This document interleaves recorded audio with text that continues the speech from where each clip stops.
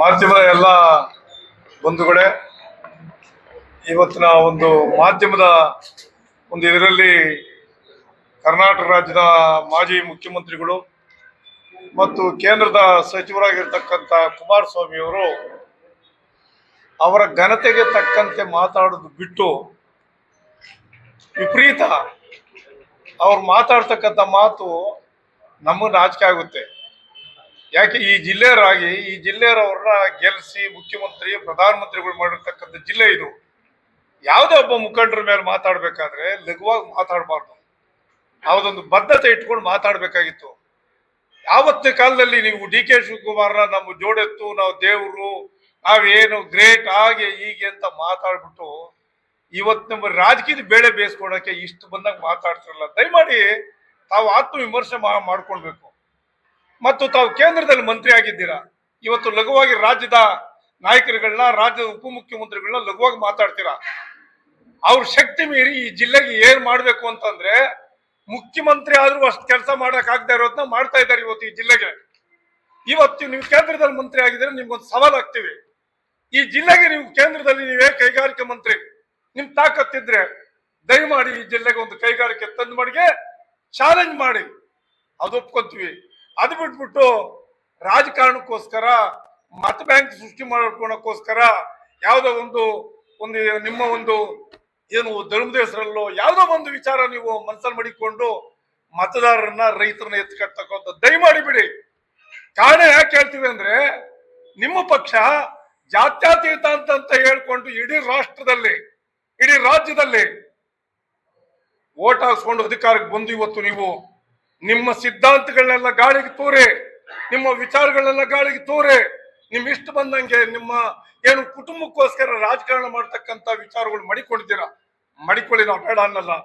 ಆದರೆ ರಾಜಕೀಯವಾಗಿ ಸೈದ್ಧಾಂತಿಕವಾಗಿ ತಮ್ಮ ನಿಲುವುಗಳನ್ನ ದಯಮಾಡಿ ಕೇಂದ್ರದ ಮಂತ್ರಿಗಳು ನೀವು ಸ್ಥಾನ, ಅದಕ್ಕೆ ಗೌರವ ಇದೆ. ನೀವು ಈ ರಾಜ್ಯದ 2 ಸಾರಿ ಮುಖ್ಯಮಂತ್ರಿಗಳಾಗಿದ್ದೀರಾ, ನಿಮ್ ಬಗ್ಗೆ ನಮಗೆ ಗೌರವ ಇದೆ.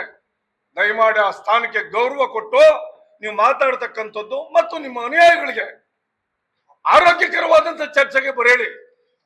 ನಾವಿದ್ದೀವಿ, ನಾವು ಮುಖಂಡರುಗಳು ಬಂದು ಮಾತಾಡ್ತೀವಿ.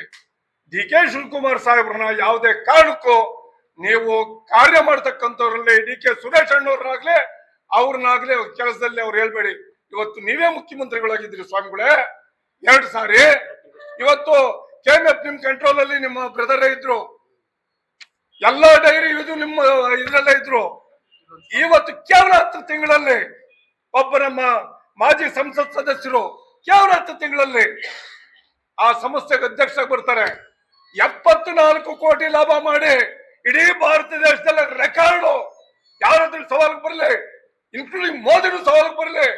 ರೈತರಿಗೆ ಏನಾದ್ರು 60 ಕೋಟಿ ಕೊಟ್ಟವ್ರೆ ಅಂದ್ರೆ ಅದು ನಮ್ಮ ಮುಖಂಡರ ಒಂದು ದಿಟ್ಟತನ ಮತ್ತು ರೈತರ ಪರವಾಗಿರ್ತಕ್ಕಂಥ ಕಾಳಜಿ. ನಾನು ಯಾಕೆ ಹೇಳ್ತೀನಿ ಅಂದ್ರೆ ನಾನು ಒಬ್ಬ ರೈತ, ಸ್ಕೂಲ್ ಕಟ್ಟಿದ್ದೀನಿ 50-60 ಸ್ಕೂಲು. 40 ವರ್ಷದಿಂದ 40 ರೂಪಾಯಿ ನೋಡ್ತಾ ಇರೋರು ಇವತ್ತು ನನಗೆ 1.5 ಲಕ್ಷ ರೂಪಾಯಿ ಬಂದಿದೆ ಏನು ಡೈರಿಯಿಂದ. ಇವತ್ತು ಎಲ್ಲಾ ರೈತರುಗಳಿಗೂ 1 ಲಕ್ಷ ಇರಬಹುದು, 50,000 ಇರಬಹುದು, 5,000 ಇರಬಹುದು. ಯಾರು ಕೊಟ್ಟಿತ್ತು? ಡಿ ಕೆ ಸುರೇಶ್ ಅಣ್ಣವರು. ಅವರ ದಕ್ಷತೆ, ಅವ್ರ ಕಾರ್ಯಕ್ಷಮತೆಯನ್ನ ತಾವು ಬೊಮ್ಮೂಲಿ ಇರಬಹುದು, ಇವತ್ತು ತಾವು ವಿಚಾರಿಸಬೇಕು. ನೀವು ಕೆಲಸ ಮಾಡೋರ ಬಗ್ಗೆ ಯಾಕ್ರಿ ಹೊಟ್ಟೆವ್ರಿಗೆ ಕೊಡ್ತೀರಾ? ದಯಮಾಡಿ ನೀವು ನಿಮ್ಮ ಒಂದು ಇದಿದ್ರೆ ರಾಜಕೀಯಕ್ಕೋಸ್ಕರ ಮಾತಾಡಿ, ನಮ್ದೇ ಇದಿಲ್ಲ. ಆದ್ರೆ ಈ ಟೌನ್ಶಿಪ್ದು ನಾನು ಒಬ್ಬ ಆ ಭಾಗದ ರೈತ ಮೆಂಬರ್ ಅಲ್ಲಿ, ನಾನು GBD ಅಲ್ಲಿ ಮೆಂಬರ್ ಆಗಿದ್ದೀನಿ, ಜೊತೆಗೆ ಆ ಭಾಗದಲ್ಲಿ ನಾನು ರೈತ. ಇವತ್ತೇನಾದ್ರು ನ್ಯಾಯವಾಗಿ ವೈಜ್ಞಾನಿಕವಾಗಿ ಹಾಲನ್ನ ಇದನ್ನ ಕರೆಕ್ಟ್ ಆಗಿ ಚೆಕ್ ಮಾಡ್ಬಿಟ್ರೆ ಆ ಭಾಗದ ರೈತರು ಹಾಲು ತಗೊಂಡಂಗಿಲ್ಲ, ಆ ಟೈಪ್ ಐತೆ.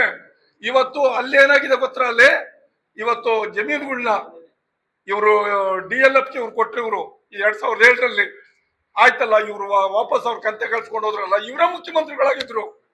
ಇನ್ ತೆಗಿಬೇಕಾಗಿತ್ತು, ರೆಡ್ ಜೋನ್ ನಲ್ಲಿ ಕುಂಡಿಸ್ಬಿಟ್ಟು ಬಂದ್ಬಿಟ್ರಲ್ಲ. ಇವತ್ತು ರೈತರ ಕತೆ ಏನಿವತ್ತು 20 ಲಕ್ಷ 30 ಲಕ್ಷ 4 ಪಟ್ಟು ಕೊಟ್ಟರು 1 ಕೋಟಿ ಗೊತ್ತಲ್ಲ. ಇವತ್ತು ಪಕ್ಕದಲ್ಲಿ 4 ಕೋಟಿ ಎಕರೆ ಇದೆ. ರೈತ ಏನಾಗಬೇಕು? ರೈತರ ಬಗ್ಗೆ ಮಾತಾಡ್ತೀರಾ ನೀವು? ಕೇಂದ್ರ ಸರ್ಕಾರದಲ್ಲಿ ಒಂದು ಆರ್ಡಿನೆನ್ಸ್ ತನ್ನಿ, ದಯಮಾಡಿ ತನ್ನಿ. ಈ ತರ ಆದಾಗ ಅನಾಹುತ ಆದ್ರೆ ಕೇಂದ್ರ ಸರ್ಕಾರ ಜವಾಬ್ದಾರಿ ವಹಿಸ್ಕೊಳ್ಬೇಕು. ನೀವು ಅದ್ ಬಿಟ್ಬಿಟ್ಟು ನೀವು ಯಾರೋ ಒಬ್ರು ಸಣ್ಣ ತರ ಮಾತಾಡ್ದಂಗ್ ಮಾತಾಡ್ತಿರಲ್ಲ, ಏನಿದ್ರ ಅರ್ಥ? ದಯಮಾಡಿ ಬಿಡಿ. ಆಮೇಲೆ ರಾಜಕೀಯವಾಗಿ ಅವರು ಇವರು ಮಾತಾಡ್ತಕ್ಕಂಥದ್ದನ್ನ ನಿಮ್ಮ ಅನುಯಾಯಿಗಳಿಗೆ ಎತ್ಕಟ್ಟಿ ಏನೇನೋ ಲಘುವಾಗಿ ಮಾತಾಡ್ಸ್ಬೇಡಿ. ಮತ್ ಇವತ್ತು ಟೌನ್ಶಿಪ್ ಇವತ್ತು ಆಯ್ತಾ ಇರೋದು, ಇವತ್ತು ಬೈರ್ಮಂಗ್ಲ ಕೆರೆ ತಾವೆಲ್ಲ ನೋಡಿದ್ದೀರ ಮಾಧ್ಯಮದವರು.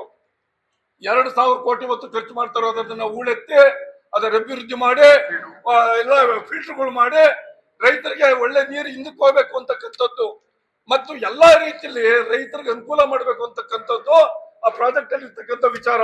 ಇವರು ಸಹಿಸ್ಕೊಳ್ಳಾರ್ದೇನೆ ಏನೇನೋ ಮಾತಾಡ್ತಾರೆ ಹುಚ್ಚುಚ್ಚಾಗಿ. ಅದು ಬಿಡ್ಬೇಕು. ನಾವು ಅವ್ರ ಬಗ್ಗೆ ಗೌರವ ಮಾಡಿಕೊಳ್ತೀವಿ. ಈ ತರದ ಒಂದು ಕಟುವಾದಂತ ಮಾತುಗಳು ಮಾತಾಡೋದು ವೈಯಕ್ತಿಕವಾದ ಬೇಡ ಅಂತ ಹೇಳಿ ಈ ಮಾಧ್ಯಮ ಮುಖಾಂತರ ಅವ್ರಿಗೆ ಹೇಳ್ತೀವಿ. ಮತ್ತು ಇದು